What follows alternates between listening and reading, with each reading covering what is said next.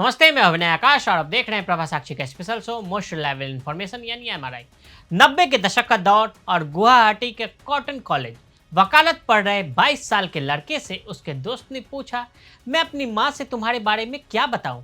उस छात्र नेता ने जवाब दिया, अपनी माँ से कहना, मैं एक दिन असम का मुख्यमंत्री बनूंगा।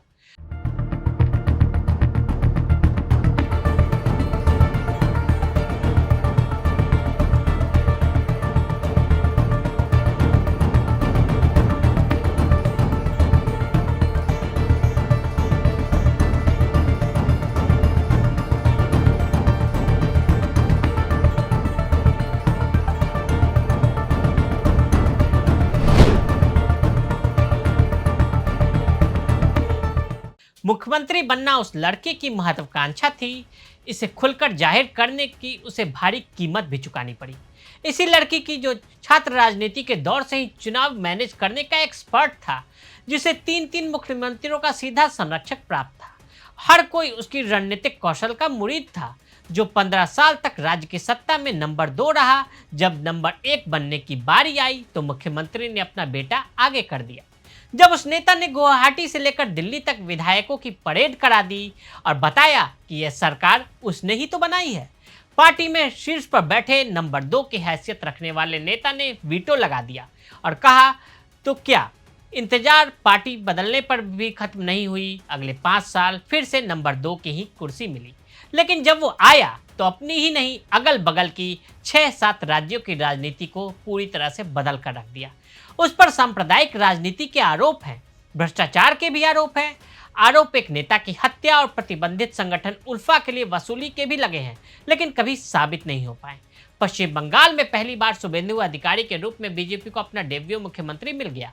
ममता बनर्जी को पिछले चुनाव में नंदीग्राम से शिकस्त देने वाले अधिकारी ने इस बार टीएमसी सुप्रीमो के गढ़ भवानीपुर में जाकर उन्हें हराया और ज्वाइंट किलर का तमगा पाया।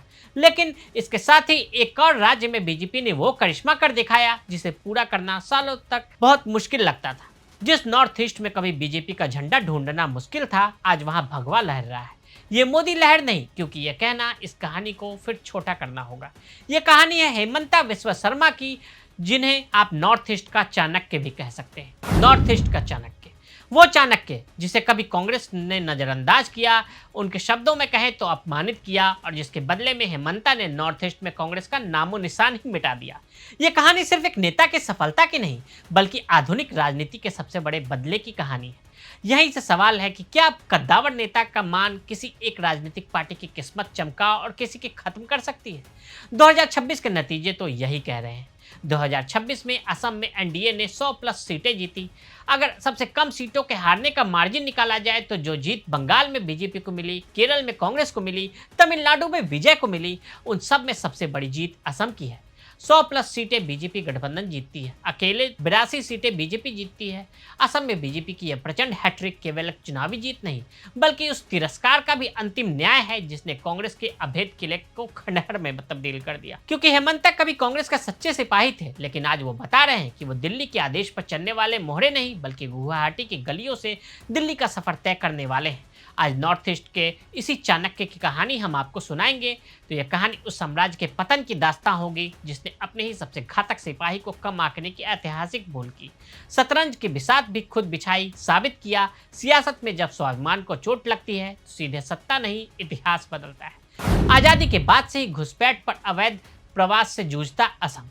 राज्य आजादी के बाद से ही घुसपैठ और अवैध प्रवास से जूझ रहा है। बंटवारे के वक्त पूर्वी पाकिस्तान से लाखों बंगाली शरणार्थी असम में घुसे। ये शरणार्थी चाय बागान, जंगल, बंजर जमीन पर बसते गए और स्थायी होते गए।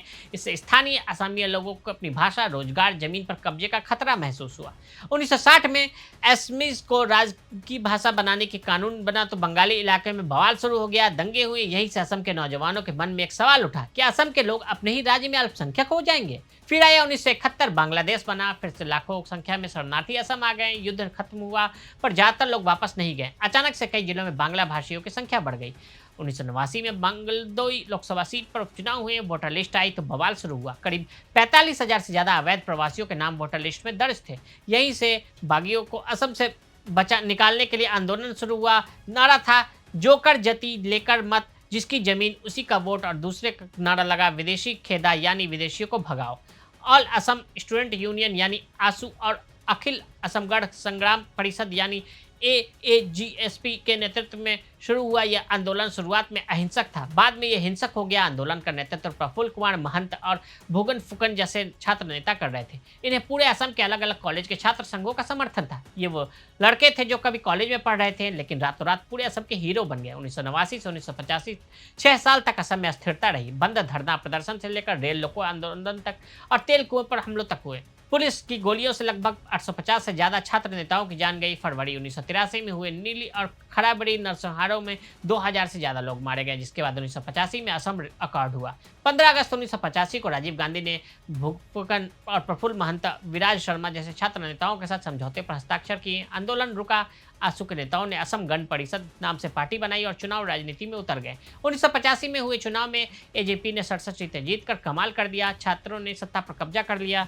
कॉटन कॉलेज के छात्र नेता प्रफुल्ल महंत असम के सबसे युवा मुख्यमंत्री बने और भुगन गृह मंत्री। ये वो दौर था जब असम की राजनीति पूरी तरह से छात्र नेताओं के हाथ में थी और 70 के दशक में कॉटन कॉलेज स्टूडेंट यूनियन की आसू यूनिट को सबसे ताकतवर और प्रतिष्ठित यूनिट माना जाता था। कॉटन कॉलेज पूरे पूर्वोत्तर का सबसे पुराना higher education institute.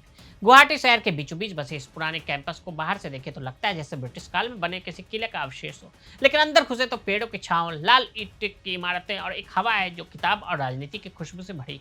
Cotton college का असम की राजनीति में कितना दखल है, इस बात का अंदाजा इसी से लगाया जा सकता है कि असम के अब तक के 15 मुख्यमंत्री हुए हैं, उनमें से 7 इसी कॉलेज के छात्र रहे हैं। नरसिम्हा राव की सलाह मान हेमंता ने पलट दी बाजी। 19 साल का एक खास मेहमान चुनाव लड़ने की तैयारी कर रहा था। हॉस्टल के गलियारियों से लेकर चाय की दुकानों तक चर्चाओं का हिस्सा हुआ करता था।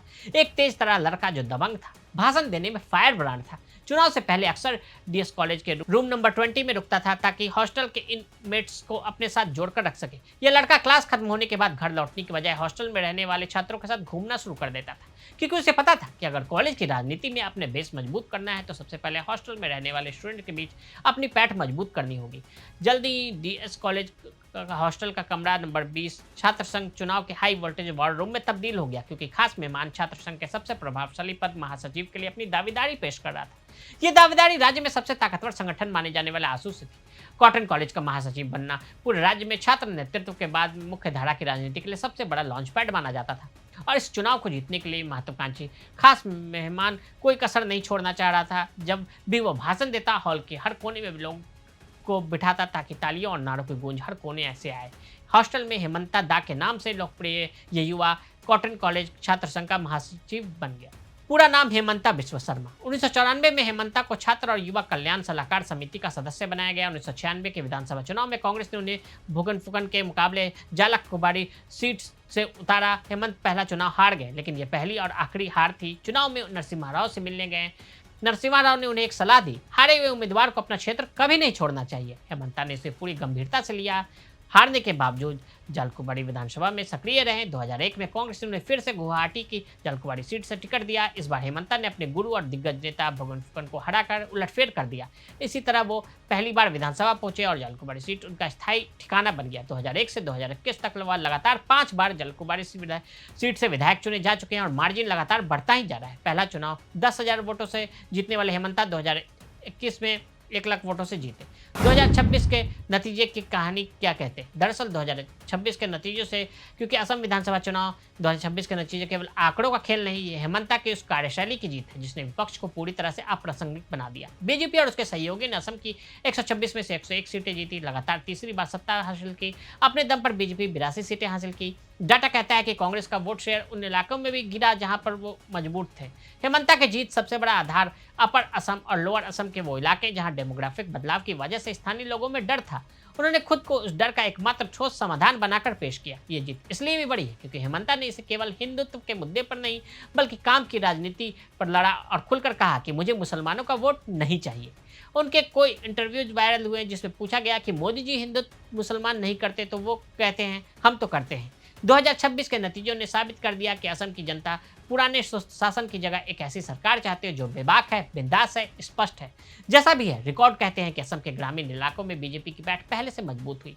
महिलाओं ने बढ़ चढ़कर हेमंता के पक्ष में वोट दिया और इसी वजह से बीजेपी की हैट्रिक हुई। अब असम की राजनीति में कांग्रेस के लिए वापसी का रास्ता लगभग बंद है, क्योंकि हेमंता ने उनके पूरे स्ट्रक्चर को ही ध्वस्त कर दिया है और एक ऐसा किला तैयार किया है जिसे अगले कुछ सालों में तो भेदना बहुत ही मुश्किल है। पिद्दी कुत्ता और हेमंता के स्वाभिमान की कहानी। राहुल गांधी और उनके कुत्ते पिद्दी से जुड़े वो चर्चित किस्सा जो अक्सर सुर्खियों में रहा, वो एक किस्सा था, लेकिन असली कहानी उस जिद्दी सोच की है जिसने हेमंता को फॉलोअर्स से हटाकर किंग मेकर बना दिया और अब तो वो खुद ही किंग बन गए। नॉर्थ ईस्ट में आज चारों तरफ भगवा ही भगवा फैला है। दुनिया अक्सर यह मानती है कि हेमंता ने केवल सत्ता की चाहत में पाला बदला, उन पर कुछ मुकदमे चल रहे थे, सारी बातें, लेकिन एक बड़ी हकीकत उस मुलाकात में छिपी है जिसने भारतीय राजनीति का रुख ही बदल दिया। यह मुलाकात जिसके बारे में हेमंता ने खुद बताया, 2015 की मुलाकात जो दिल्ली में राहुल गांधी के साथ हुई, स्वाभिमान की चोट का बड़ा कारण बनी। हेमंता ने कई बार सार्वजनिक तौर पर जब वह असम की समस्या को लेकर पार्टी की गिरती साख को लेकर चर्चा करने के लिए दिल्ली पहुंचे, तब राहुल गांधी अपने पालतू कुत्ते पिद्दी को बिस्किट खिलाने में व्यस्त थे।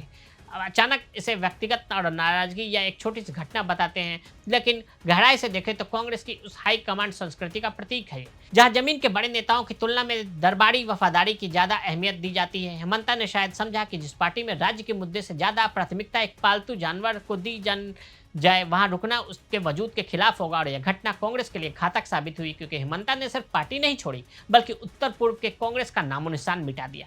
यह उस पिद्दी के बदले जिद्दी सोच की शुरुआत थी जिसे फॉलोअर्स को पूरे पूर्वोत्तर का किंग मेकर बनाया और आज 2026 के नतीजे उस तिरस्कार का अंतिम न्याय बनकर सामने खड़े हैं। कैसे लाचित बोड़फुकन की विरासत को आगे बढ़ाया, 21वीं सदी का हथियार बनाया।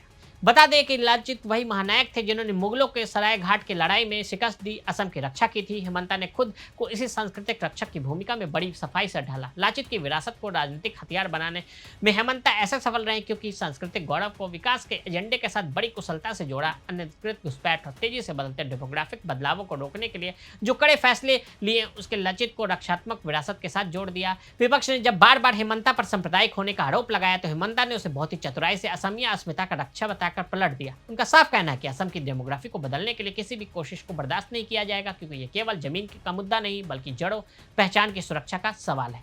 तो आज हमने आपको नॉर्थ ईस्ट के चाणक्य की कहानी सुनाई। ऐसी रिपोर्ट्स को देखने के लिए देखते रहें प्रभा साक्षी। अगर आप भी लेना चाहते हैं देश दुनिया की तमाम जानकारी तो आज ही सब्सक्राइब करें हमारे चैनल को। साथ ही नीचे दिए बेल आइकन को जरूर दबाएं ताकि हर अपडेट आप तक पहुंच सके।